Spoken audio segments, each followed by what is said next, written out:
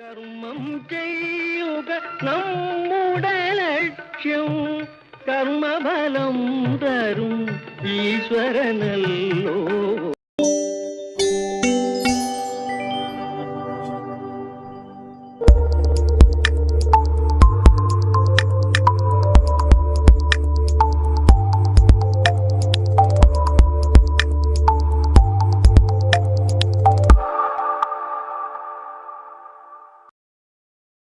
നമ്മുടെ വാർഷിക പദ്ധതി രൂപീകരണ സമയത്തും അതുപോലെ തന്നെ സ്പിൽ ഓവർ വാലിഡേഷൻ ക്രമീകരിക്കുന്ന സമയത്തും ഒക്കെ നമ്മൾ ഏറ്റവും കൂടുതൽ കേൾക്കുന്ന ഒരു പേരാണ് പരിഹാര വകയിരുത്തൽ അഥവാ ഷോർട്ട് ഫാൾ.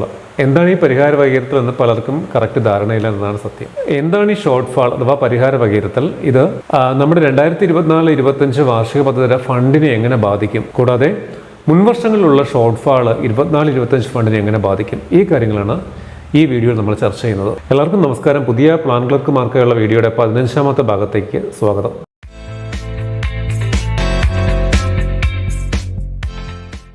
പട്ടികജാതി പട്ടികവർഗ ഫണ്ടിൽ അഥവാ SCP TSP ഫണ്ടിൽ നമുക്ക് ഓരോ വർഷവും അനുവദിക്കുന്ന തുകയുടെ 80% നമ്മൾ നിർബന്ധമായിട്ടും ചെലവഴിച്ചിരിക്കണം.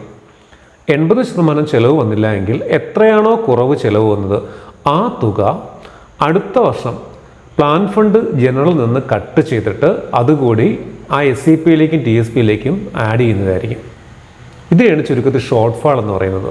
ഇത് എങ്ങനെ നമ്മുടെ വാലിഡേഷനിനെ ബാധിക്കുമെന്ന് ഞാനൊരു ഉദാഹരണ സഹിതം നോക്കാം. അപ്പോൾ നിങ്ങൾക്ക് കുറച്ചുകൂടെ കൂടുതൽ മനസ്സിലാവും. ഓക്കെ, ഞാനിവിടെ ഒരു പഞ്ചായത്തിന് 2023-24 അനക്സ 2 ഒന്ന് കാണിക്കാം. നമുക്ക് അനക്സ 2ലെ SCP ഫണ്ട് നോക്കാം. ഒന്ന് സ്ക്രീൻ നോക്കാം. ഇവർക്ക് അനുബന്ധം 2 പ്രകാരം 39,73,229 രൂപ SCP ഫണ്ടായിട്ട് 2023-24 ലഭിച്ചിട്ടുണ്ട്. ഞാൻ 2024-25 കയറി ഇതേ പഞ്ചായത്തിൻ്റെ 24-25 ലോഗിനിൽ കയറി അവരുടെ കോമ്പൻസേഷൻ റിപ്പോർട്ട് നോക്കുകയാണ്. നമ്മളെല്ലാവരും കോമ്പൻസേഷൻ റിപ്പോർട്ട് ഡൗൺലോഡ് ചെയ്ത് കഴിഞ്ഞതാണ്. ഇവിടെ നോക്കൂ, കോമ്പൻസേഷൻ റിപ്പോർട്ടിൽ പട്ടിക 1 പ്രകാരം കോളം നമ്പർ 3 2023-24 പട്ടികജാതി ഉപപദ്ധതി ബഡ്ജറ്റ് വീതം എത്രയാണ്? 31,96,000 രൂപ. പക്ഷേ കോളം നമ്പർ 4 ലഭിച്ച തുക എത്രയാണ്? 39,73,229 രൂപ. ബഡ്ജറ്റ് വീതത്തെക്കാളും കൂടുതൽ തുക അനുവദിച്ചിരിക്കുന്നു. എങ്ങനെയാണ് ഈ അനുബന്ധം രണ്ടും അനുവദിച്ച തുകയും തമ്മിൽ വ്യത്യാസം വരുന്നത്? നമ്മൾ കുറച്ച് പഞ്ചായത്തുകൾക്കെങ്കിലും ഈ ഒരു രീതിയിൽ ചെറിയൊരു വ്യത്യാസം ഉണ്ടായിരിക്കും. ഞാൻ കാരണം പറയാം. ഇങ്ങനെ വ്യത്യാസം കഴിഞ്ഞ വർഷങ്ങൾ വന്നിട്ടുണ്ടെങ്കിൽ മുൻ വർഷങ്ങളിൽ എപ്പോഴെങ്കിലും 2022-23 ഷോർട്ട് ഫാൾ ഉള്ള പഞ്ചായത്തായിരുന്നത്, അതായത് ആ വർഷവും SCPയിൽ ആവശ്യത്തിന് ചെലവ് വരാതെ എന്ത് ചെയ്തു, അതിൽ കുറവെന്ന തുകയോടെ SCPയിലേക്ക് ആഡ് ചെയ്ത് കൊടുത്തു. അങ്ങനെയാണ് ഇവിടെ രണ്ടും തമ്മിൽ വ്യത്യാസം. ഞാനൊരു വ്യത്യാസം ഇങ്ങനെ ചിലപ്പോൾ നിങ്ങൾ അനുബന്ധം നോക്കുമ്പോൾ വ്യത്യാസം വരുമെന്ന് കാണിക്കാൻ വേണ്ടി മാത്രമാണ് ഇത് പറഞ്ഞത്. കൺഫ്യൂഷൻ ആകേണ്ട. നമ്മൾ യഥാർത്ഥ വിഷയത്തിലേക്ക് വരാം. അപ്പോൾ നമ്മുടെ കോമ്പൻസേഷൻ റിപ്പോർട്ടിൽ നമ്മൾ കോളം നമ്പർ 4 നോക്കി. ഓക്കെ, കോളം നമ്പർ 5 അതിൻ്റെ ചിലവാണ്. അതിൻ്റെ ചിലവ് നോക്കിയേ, 21,04,862 രൂപ 2023-24 SCP ഫണ്ട് ചിലവുണ്ട്. ഇനി ബജറ്റ്, അതായത് ബജറ്റ് വീതത്തെ അടിസ്ഥാനമാക്കിയാണെങ്കിൽ 65.86 ലഭിച്ച തുകയെ അടിസ്ഥാനമാക്കിയാണെങ്കിൽ 52.98 ചെലവ് ശതമാനം. നമ്മൾ കഴിഞ്ഞ വീഡിയോയിൽ പറഞ്ഞു, ബജറ്റ് അലോക്കേഷൻ അല്ല, ലഭിച്ച തുകയെ അടിസ്ഥാനമാക്കിയാണ് ഇനിയുള്ള ചെലവ് ശതമാനം കണക്കാക്കുന്ന മറ്റു കാര്യങ്ങളൊക്കെ കണക്കാക്കുന്നത്. പ്രത്യേകം ശ്രദ്ധിക്കണം. ഇനി കോളം നമ്പർ 10 നോക്കിയേ. അതായത് 10ന്റെ ഹെഡിങ് ഇങ്ങനെയാണ്: 2024-25 SCPയിലേക്കും TSPയിലേക്കുമുള്ള പരിഹാര വകയിരുത്തൽ നടത്തേണ്ട തുക എന്നാണ്. ഇവിടെ നിങ്ങൾ ഒരു കാര്യം മനസ്സിൽ വയ്ക്കുക, നിങ്ങളുടെ പഞ്ചായത്തിന് ഷോർട്ട് ഫാൾ ഉണ്ട് എങ്കിൽ ജനറൽ ഫണ്ടിന് നേർക്കുള്ള 10ാമത്തെ കോളത്തിൽ ഒരു മൈനസ് ഫിഗർ ആയിരിക്കും. SCPക്കും TSPക്കും നേർക്ക് അതൊരു പ്ലസ് ഫണ്ടും ആയിരിക്കും ഉണ്ടായിരിക്കുന്നത്. അത് ഈ കാര്യം മനസ്സിൽ വെച്ചിരിക്കുക. നമുക്ക് SCP ഫണ്ടിൻ്റെ കാൽക്കുലേഷൻ നോക്കാം. എങ്ങനെയാണ് ഈ ഷോർട്ട് ഫാൾ വന്നതെന്ന് നോക്കാം. നോക്കി, SCP ഫണ്ട് ലഭിച്ച തുക നമ്മൾ നേരത്തെ പറഞ്ഞു 39,73,229.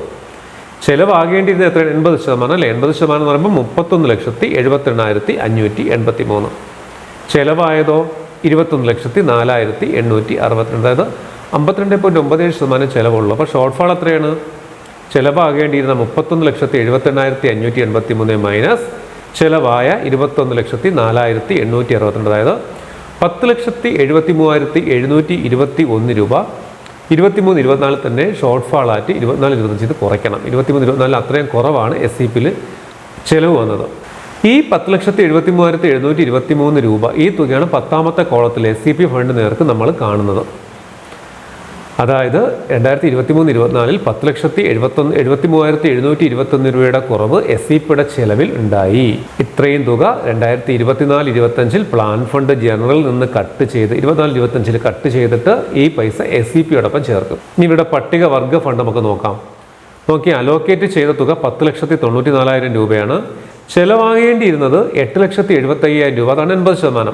പക്ഷെ ചെലവായതോ 7,70,860 രൂപ, അതായത് 70.46% ചെലവ് വന്നപ്പോൾ ഷോർട്ട് ഫാൾ കാണാൻ ഇനിയിപ്പോൾ അറിയാം. ചെലവാകേണ്ടിയിരുന്ന തുക 8,75,200, ചെലവായ 7,70,860, അപ്പോൾ 1,04,340 ഷോർട്ട് ഫാൾ ഉണ്ട്. നോക്കൂ, ഈ തുക പട്ടികവർഗ ഫണ്ടിന് നിരക്കുള്ള കോളം 10 നിങ്ങൾക്ക് കാണാം.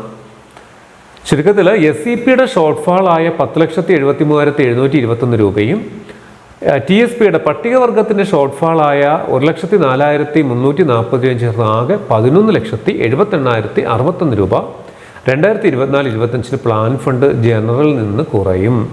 അത് നിങ്ങൾക്ക് തൊട്ട് മുകളിൽ ആ റോയിൽ നിന്ന് മനസ്സിലാക്കുന്നതൊക്കെ തൊട്ട് മുകളിൽ അവിടെ പ്ലാൻ ഫണ്ട് ജനറൽ നിരക്ക് കോളം 10 -11,78,061 രൂപ, അതായത് അത്രയും തുക 24-25 വിഹിതത്തിൽ നിന്ന് കുറയും എന്ന് സാരം.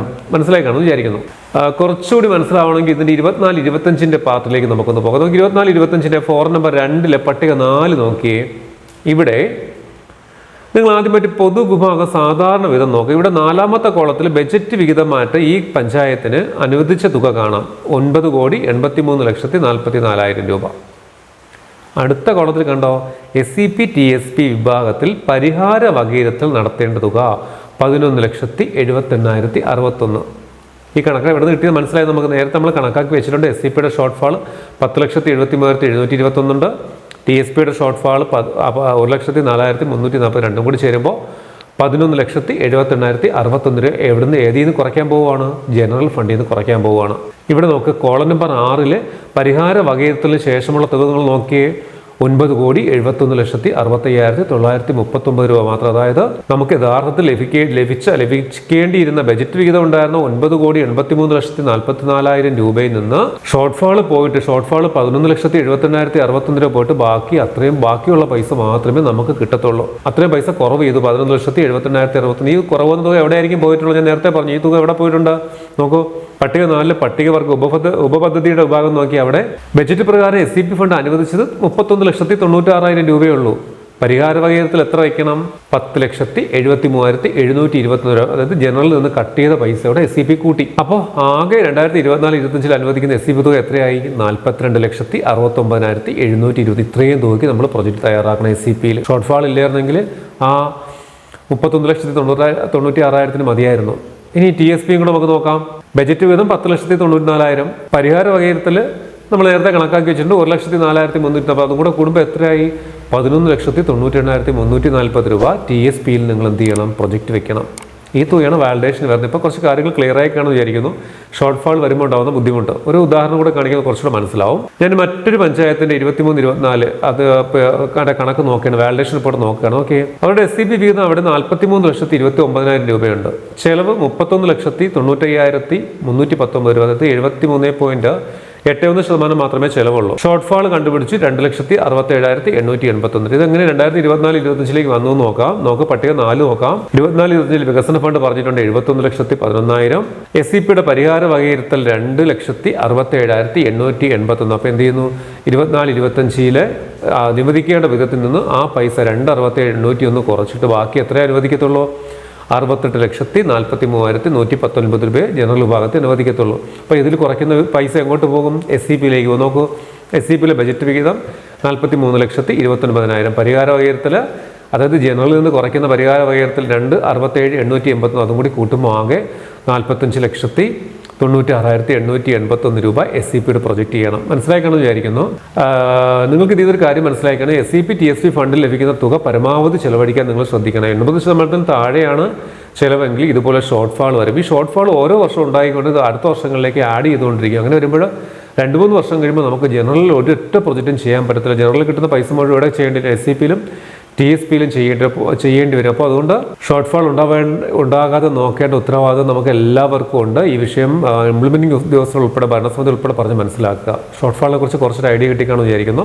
മറ്റൊരു വീഡിയോ അടുത്ത വീഡിയോ നമ്മുടെ DPCയിലേക്ക് SO പ്രൊജക്റ്റുകൾ SO വാലിഡേഷൻ ഉൾപ്പെടെ കറക്റ്റ് ചെയ്ത് സെൻഡ് ചെയ്യുന്ന വീഡിയോ ആണ്. അത് അടുത്ത വീഡിയോയിൽ കാണാം. നന്ദി, നമസ്കാരം.